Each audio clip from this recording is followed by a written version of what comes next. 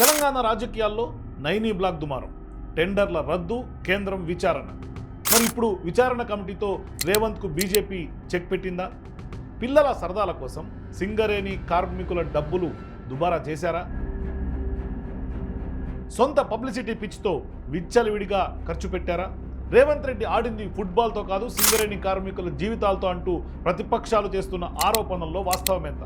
అట్టహాసంగా హైదరాబాద్లో జరిగిన మెస్సీ ఫుట్బాల్ ఈవెంట్ కోసం అక్షరాల 10 కోట్ల సింగరేణి సిఎస్ఆర్ నిధుల దుర్వినియోగం చేశారన్న అభియోగంతో విచారణకు ఆదేశించింది కేంద్ర ప్రభుత్వం. అయితే ఫుట్బాల్ ఈవెంట్ కోసం రేవంత్ రెడ్డి ప్రమోషన్ కూడా గట్టిగానే చేశాడు. అందుకు ఖర్చు చేసిన డబ్బులు మాత్రం సింగరేణి కార్మికుల సిఎస్ఆర్ ఫండ్స్. అందుకే ప్రతిపక్షాలు దుమ్మెత్తిపోస్తుంది. సరదాల కోసం కార్మికుల సొమ్ము ఎలా వాడుకుంటారని రేవంత్ కడిగి పారేస్తూ ఉన్నారు. ఇప్పటికే కోల్ మైన్ కాంట్రాక్ట్ దందాలపై కూడా విచారణ షురు చేసింది కేంద్రం. రేవంత్ రెడ్డి గారి బావమరిది సృజన్ రెడ్డి డైరెక్ట్గా బొగ్గు కుంభకోణాలు చేస్తున్నాడని ఆధారాలతో చూపెడితే వారి మీద సిట్టు ఉండదు, ఏ విచారణ ఉండదు. పబ్లిసిటీ కోసం ఏమైనా చేస్తారా? సీఎం రేవంత్ రెడ్డికి అధికారం ఇచ్చింది విలాసాలు చేయడానికైనా అంటూ ప్రతిపక్షాలతో పాటుగా సోషల్ మీడియా కూడా గలమెత్తుతోంది. మరి విచారణ కమిషన్ 3 రోజుల్లో రిపోర్ట్ ఏమిస్తుంది? కాళేశ్వరం టెండర్ల వ్యవహారంలో సూదిని సృజన్ రెడ్డి పాత్రేంటి? మరి సీఎం రేవంత్ చేసింది కరెక్టేనా? మీ కామెంట్స్తో చెప్పండి.